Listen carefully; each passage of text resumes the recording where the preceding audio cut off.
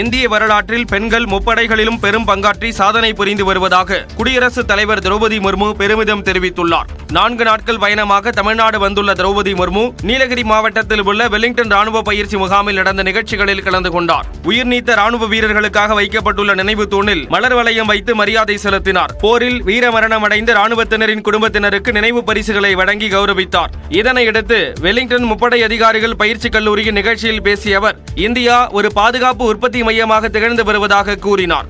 I am also delighted to know that there are some women officers among you attending this course. I hope that the number of women officers in this course will rise in the near future. பெண்கள் நாட்டுக்காக சேவை புரிவது பாராட்டுக்குரியது என்றும் அனைத்து துறைகளிலும் பெண்கள் சாதனை படைத்து வருவதாக கூறினார். வங்கக்கடலில் நிலவி வரும் ஆழ்ந்த காற்றழுத்த தாழ்வு மண்டலம் புயலாக வலுப்பெறாது என்று வானிலை ஆய்வு மையம் தெரிவித்துள்ளது. தென்மேற்கு வங்கக்கடலில் நிலவி வரும் ஆழ்ந்த காற்றழுத்த தாழ்வு மண்டலம் பெங்கல் என்ற புயலாக இன்று காலைக்குள் மாறும் என்று வானிலை ஆய்வு மையம் ஏற்கனவே கணித்திருந்தது. இந்நிலையில் வானிலை மையம் வெளியிட்டுள்ள செய்திக்குறிப்பில், நேற்று இரவு 11:30 மணி நிலவரப்படி முந்தைய 6 மணி நேரங்களில் மணிக்கு 9 கிலோமீட்டர் வேகத்தில் வடகிழக்கு திசையில் நகர்ந்ததாக தெரிவிக்கப்பட்டுள்ளது. இலங்கை திரிகோணமலையிலிருந்து வடகிழக்கில் 200 கிலோமீட்டர் தொலைவிலும், நாகப்பட்டினத்திலிருந்து 330 கிலோமீட்டரும் கிழக்கு தென்கிழக்கிலும், சென்னையிலிருந்து 430 கிலோமீட்டர் தென்கிழக்கிலும் ஆழ்ந்த காற்றழுத்த தாழ்வு மண்டலமாக நிலை கொண்டிருந்ததாக குறிப்பிடப்பட்டுள்ளது. இது வடக்கு நோக்கி நகர்ந்து ஆழ்ந்த காற்றழுத்த தாழ்வு மண்டலமாக நீடிக்கும் என்று தெரிவிக்கப்பட்டுள்ளது. அதன் பிறகு வடமேற்கு திசையில் நகர்ந்து இன்று மாலை காற்றழுத்த தாழ்வு மண்டலமாக வலு குறையும் என்று கணிக்கப்பட்டுள்ளது. மேலும் வடமேற்கு திசையில் நகர்ந்து வட தமிழ்நாடு, புதுச்சேரி கடலோர பகுதிகள், காரைக்கால், மகாபலிபுரம் இடையே நாளை காலை காற்றழுத்த தாழ்வு மண்டலமாக கரையை கடக்க வாய்ப்பிருப்பதாகவும் தெரிவிக்கப்பட்டுள்ளது. கரையை கடக்கும் போது மணிக்கு 45 முதல் 55 கிலோமீட்டர் வேகத்தில் காற்று வீசக்கூடும் என்றும் கணிக்கப்பட்டுள்ளது. செங்கல்பட்டு, விழுப்புரம், கடலூர் உள்ளிட்ட 6 மாவட்டங்களில் வெள்ளிக்கிழமை அதி கனமழைக்கு வாய்ப்பு உள்ளதாக சென்னை வானிலை ஆய்வு மையம் தெரிவித்துள்ளது. இது தொடர்பான அறிவிப்பில் வெள்ளிக்கிழமை செங்கல்பட்டு, விழுப்புரம், கடலூர், மயிலாடுதுறை, நாகப்பட்டினம், திருவாரூர், புதுச்சேரி மற்றும் காரைக்காலில் மிக கனமழையும் ஓரிரு இடங்களில் அதி கனமழையும் பெய்யும் என கூறப்பட்டுள்ளது. சென்னை, திருவள்ளூர், காஞ்சிபுரம், அரியலூர், தஞ்சாவூர் மாவட்டங்களில் ஓரிரு இடங்களில் மிக கனமழையும், ராணிப்பேட்டை, திருவண்ணாமலை, கள்ளக்குறிச்சி, பெரம்பலூர், திருச்சிராப்பள்ளி, புதுக்கோட்டை, சிவகங்கை, ராமநாதபுரம் மாவட்டங்களில் கனமழையும் பெய்ய வாய்ப்புள்ளது. சனிக்கிழமையன்று சென்னை, திருவள்ளூர், காஞ்சிபுரம், செங்கல்பட்டு, விழுப்புரம், கள்ளக்குறிச்சி, கடலூர் மாவட்டங்கள் மற்றும் புதுவையில் ஓரிரு இடங்களில் அதி கனமழை பெய்யும் என்றும் கணிக்கப்பட்டுள்ளது. ராணிப்பேட்டை, திருவண்ணாமலை, பெரம்பலூர், அரியலூர், தஞ்சாவூர், திருவாரூர், மயிலாடுதுறை, நாகை, காரைக்காலில் மிக கனமழையும், வேலூர், திருப்பத்தூர், கிருஷ்ணகிரி, தருமபுரி, சேலம், நாமக்கல், திருச்சிராப்பள்ளி, புதுக்கோட்டை, கரூர் மாவட்டங்களில் கனமழையும் பெய்ய வாய்ப்புள்ளது. இதனிடையே வட தமிழக கடலோரம், புதுவை மற்றும் காரைக்கால் பகுதிகளில் பலத்த தரைக்காற்று மணிக்கு 50 முதல் 60 கிலோமீட்டர் வேகத்தில் வீசக்கூடும் எனவும் வானிலை ஆய்வு மையம் குறிப்பிட்டுள்ளது. டெல்டா மாவட்டங்களில் பெய்த மழையால் பயிர்கள் மற்றும் உப்பளங்கள் கடுமையாக பாதிக்கப்பட்டுள்ளன.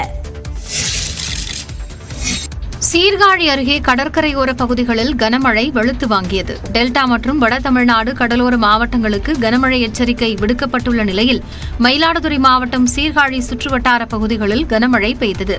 திருமுல்லைவாசல், தொடுவாய், கூழையார், பழையார், பூம்புகார் உள்ளிட்ட கடற்கரையோர பகுதிகளில் அரை மணி நேரத்திற்கும் மேலாக கனமழை கொட்டியது.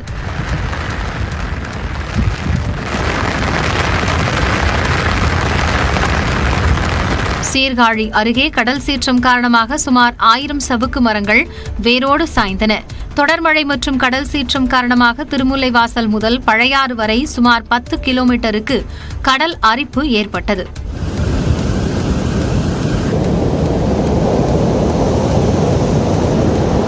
கடலோர பகுதிகளுக்கு இயற்கை அரணாக உள்ள சவுக்கு மரங்களை பாதுகாக்க கருங்கல் தடுப்புகளை அமைக்க வேண்டுமென்று அப்பகுதி மக்கள் கோரிக்கை விடுத்துள்ளனர்.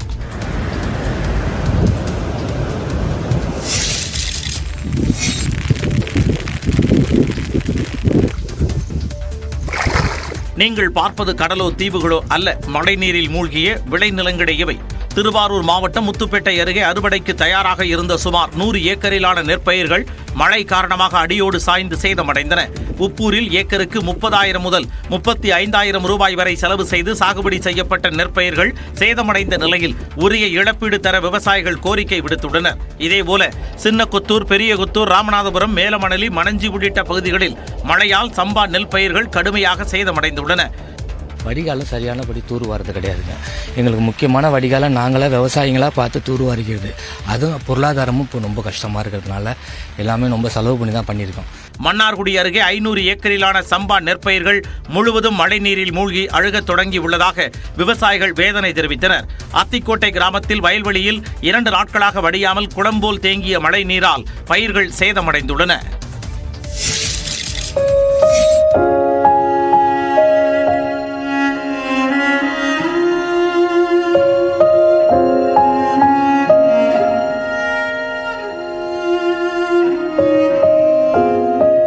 நாகையில் பெய்த கனமழையால் சுமார் 9,000 ஏக்கர் பரப்பளவிலான உப்பளங்கள் மழைநீரில் தத்தளிக்கும் காட்சிகளே இவை. வேதாரண்யத்தை அடுத்த கோடிக்கரை, அகஸ்தியன் பள்ளி, கடினல் வயல் உள்ளிட்ட பல்வேறு பகுதிகளில் சுமார் 9,000 ஏக்கர் பரப்பளவில் உப்பு உற்பத்தி செய்யப்பட்டு வருகிறது. இந்நிலையில் கடந்த சில நாட்களாக பெய்த மழையால் உப்பளங்கள் வெள்ளக்காடாக காட்சியளிக்கின்றன. மழையில் கரைந்து விடாமல் இருக்க உப்பு குவியல்களை பனை மட்டைகள் மற்றும் தார்பாய் கொண்டு மூடி தொழிலாளர்கள் பாதுகாத்து வருகின்றனர்.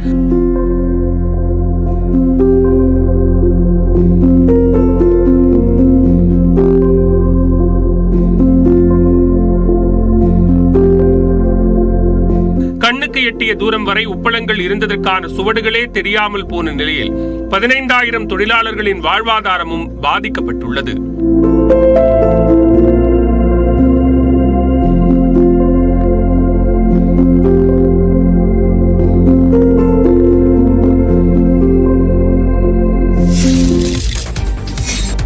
நாகை மாவட்டம் வேதாரண்யம், தலைஞாயிறு உள்ளிட்ட பகுதிகளில் மழையால் பாதிக்கப்பட்ட விவசாய நிலங்களை அமைச்சர் அன்பில் மகேஷ் பார்வையிட்டார்.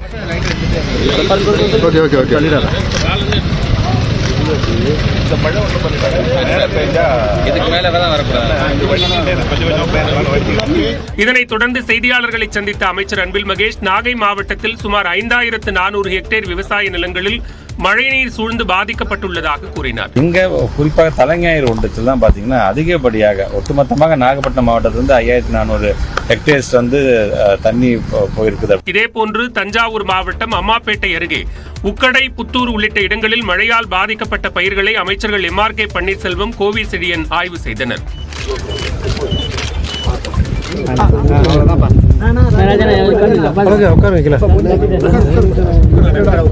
பின்னர் செய்தியாளர்களை சந்தித்த அமைச்சர் பன்னீர்செல்வம், மாநிலம் முழுவதும் மழையால் சுமார் 32,000 ஏக்கரிலான நெற்பயிர்கள் பாதிக்கப்பட்டுள்ளதாகவும் அதற்கு உரிய இழப்பீடு வழங்கப்படும் என்றும் தெரிவித்தார். அது பயிரினுடைய பாதிப்பு கிட்டத்தட்ட 33% அளவுக்கு பாதிப்பு இருந்தால் அதற்கு உரிய நஷ்டஈடுகள் வழங்குவதற்கு அடிப்படை கணக்கெடுக்கின்ற பணி நடந்து கொண்டிருக்கிறது.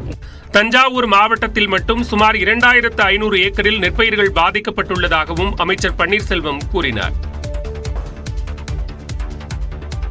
பயிர் பாதிப்பை கணக்கீடு செய்து உரிய நடவடிக்கை மேற்கொள்ளப்படும் என தமிழ்நாடு அரசு தெரிவித்துள்ளது.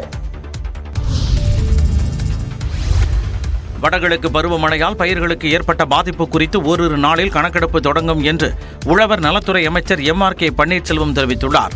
இது தொடர்பான அறிவிப்பில் நாகை, மயிலாடுதுறை, தஞ்சாவூர், திருவாரூர் மாவட்டங்களில் மொத்தம் 31,853 ஏக்கர் விளை நிலங்களில் மழைநீர் சூழ்ந்திருப்பதாக தெரிவித்துள்ளார். வேளாண்மை, தோட்டக்கலை துறைகளைச் சேர்ந்த 5,908 பணியாளர்கள் களத்தில் உள்ளதாகவும் தேவையான ரசாயன உரங்கள் தனியார் கடைகள் மற்றும் கூட்டுறவு கடன் சங்கங்களில் இருப்பு வைக்கப்பட்டுள்ளதாகவும் அவர் தெரிவித்துள்ளார். பயிர் பாதிப்பு நிலவரங்களை மாவட்ட வேளாண் இணை இயக்குநர்கள் கண்காணித்து வருவதாகவும் 33% மேல் உள்ள பயிர் பாதிப்பை கணக்கீடு செய்து உரிய நடவடிக்கை மேற்கொள்ளப்படும் எனவும் அமைச்சர் MRK பன்னீர்செல்வம் தெரிவித்துள்ளார்.